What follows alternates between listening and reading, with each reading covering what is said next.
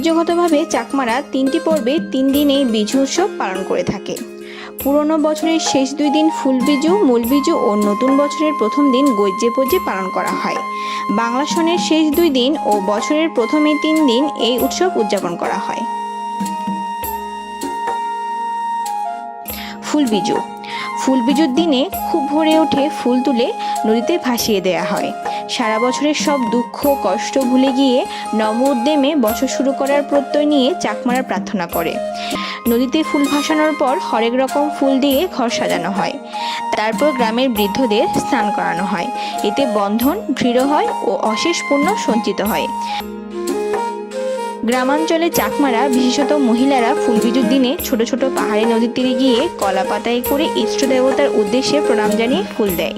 কেউ কেউ হয়তো নদীতে ফুল ভাসিয়ে দিয়ে মনে মনে আশীর্বাদ প্রার্থনা করে।